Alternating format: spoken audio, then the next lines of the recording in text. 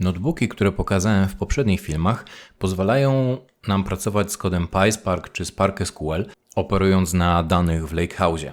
Ale w Microsoft Fabric są dostępne specjalne notebooki do pracy z Transact SQL-em, odwołując się do Data Warehouse, albo Lakehouse za pomocą SQL Analytic Endpointa.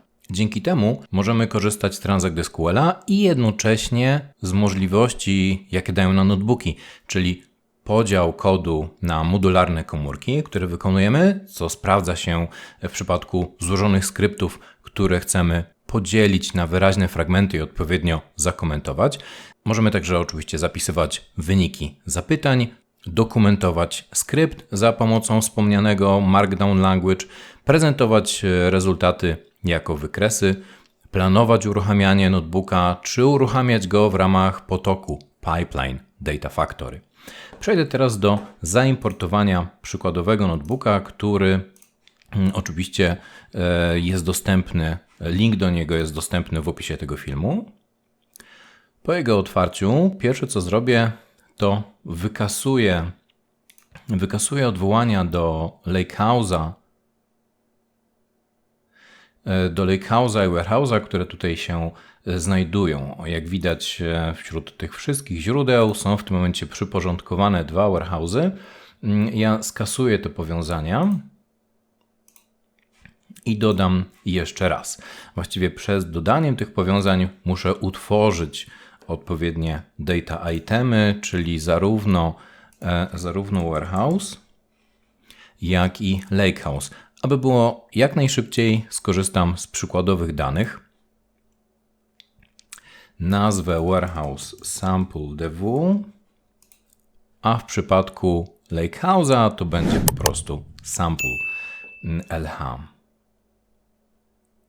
Poczekam na utworzenie warehouse'a. W międzyczasie tworzę lakehouse, wskazuję jego nazwę.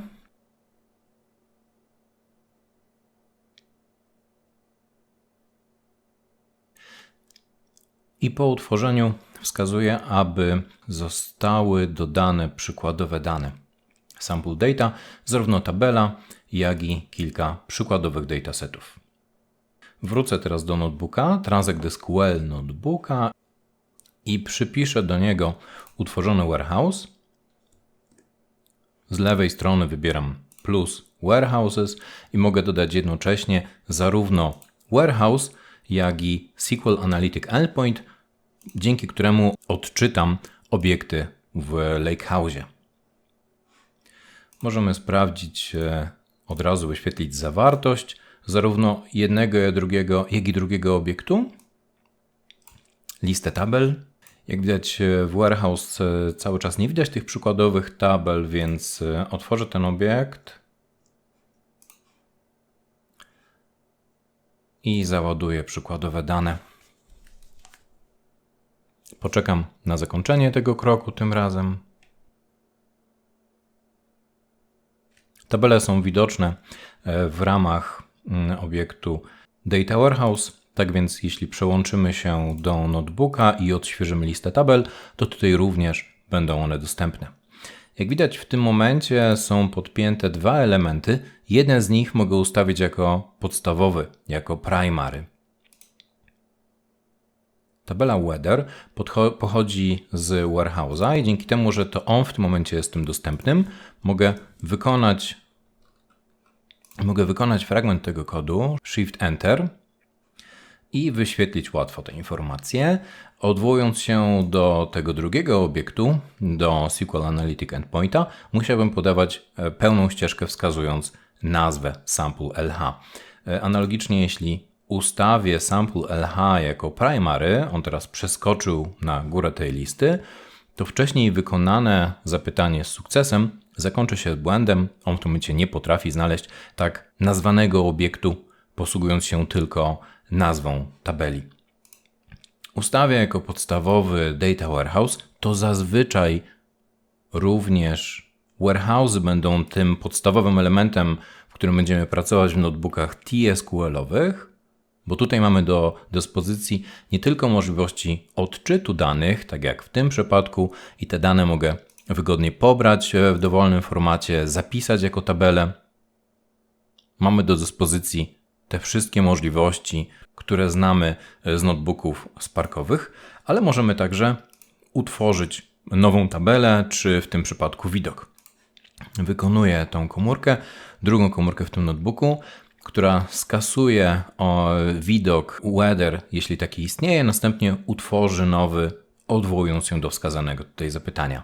Teraz mogę odwołać się do utworzonego widoku. On będzie widoczny właśnie w tym miejscu po lewej stronie jako drugi z kolei i widzimy dane pochodzące z tych 3 tabel posortowane malejąco według średniej temperatury w Fahrenheitach, która została zarejestrowana we wskazanym w pierwszej kolumnie dniu. Tutaj widzimy, jaki to dzień tygodnia dzięki połączeniu z wymiarem czasu, nazwa państwa i miasta. Jedną z różnic pomiędzy notebookami TSQL-owymi a tymi tradycyjnymi Sparkowymi jest możliwość nie tylko wykonywania całego kodu znajdującego się w komórce, ale także możliwość zaznaczenia wybranego zapytania i uruchomienia tylko tej jednej instrukcji. Jeśli wykonam całą komórkę, tych 5 zapytań select, to wyniki poszczególnych zapytań do tych wyników mogę przełączać się za pomocą tej listy. A jeśli chcę wykonać tylko jedno zapytanie, tak jak w Management Studio, wybieram Run Selected Code i w tym momencie tylko ta tabela, tylko tych 10 wierszy z tabeli geografii zostanie wyświetlonych.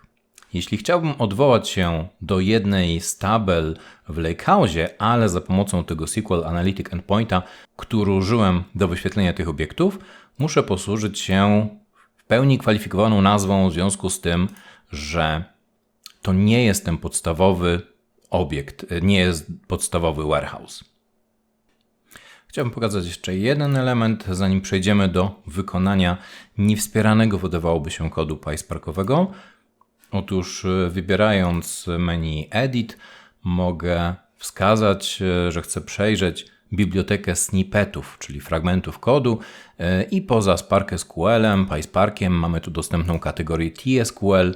Za jej pomocą możemy szybko wskazać kod, który umożliwi na przykład utworzenie funkcji tabelarycznej. Poniżej widzimy podgląd tego skryptu, możemy go skopiować albo poprzez insert wkleić do notebooka i używać tych szablonów, jeśli to faktycznie przyspiesza naszą pracę z kodem Transact SQL. No i przejdźmy do tego ostatniego przykładu, w którym ewidentnie niewspierany język został wybrany i widać tutaj kod PySparkowy. Ten kod zakończy się błędem składniowym. Podobnie, gdybym wybrał przycisk Run All, to domyślnie zostaną uruchomione wszystkie komórki, poza błędem, który w tym momencie został wyświetlony. W tym momencie zostaną uruchomione wszystkie komórki, domyślnie pomijając te z niewspieranych języków, czyli ten PySpark zostanie pominięty. Ja teraz nie będę tego wykonywał. Chcę zmienić język używany na PySparka. To jest możliwe, ale w tym momencie wszystkie komórki korzystające z TSQL-a staną się niewspierane, nieużywane. Czyli znowu uruchamiając Run All zostaną uruchomione tylko te PySparkowe, czyli ta znajdująca się na samym dole. Ja uruchomię jedynie tą komórkę najpierw. Sesja sparkowa została uruchomiona. On teraz przechodzi do uruchomienia tego zapytania.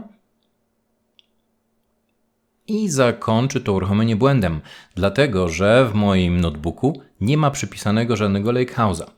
Jedynie dodałem warehouse'y, a więc w tym momencie dodam na liście Lakehouse'ów, dodam Lakehouse o nazwie sample LH i teraz również ten kod PySparkowy będzie mógł być uruchomiony, ale tylko po przełączeniu na język z tej grupy Spark. To zapytanie, ten kod trwa nieco dłużej w związku z tym, że została zatrzymana sesja sparkowa i musiała być uruchomiona ponownie. Jeżeli wykonam to za chwilę po raz drugi, to wynik zobaczymy znacznie szybciej. Ten wynik zobaczymy szybciej, również uruchamiając wszystkie komórki, bo tak jak przed chwilą powiedziałem, te niewspierane, a więc wszystkie TSQL-owe zostaną pominięte i de facto zostanie uruchomiona tylko ta ostatnia. Wynik otrzymujemy w niespełna sekundę. Jeśli podoba Ci się praca z kodem Python z ParkSQL w notebookach, skorzystaj z ich możliwości notebooków do pracy nad tradycyjnymi zapytaniami Transact SQL, TSQL w warehouse'ach. W ramach tego samego przyjaznego środowiska. W kolejnym filmie przedstawię, jak Group by All upraszcza kod zapytań w ParkSQL-u względem zapytań napisanych w TSQL-u. Jeśli spodobał Ci się ten film, proszę o jego polubienie i subskrypcję kanału, aby być powiadomionym, jak tylko pojawią się kolejne odcinki. Do zobaczenia.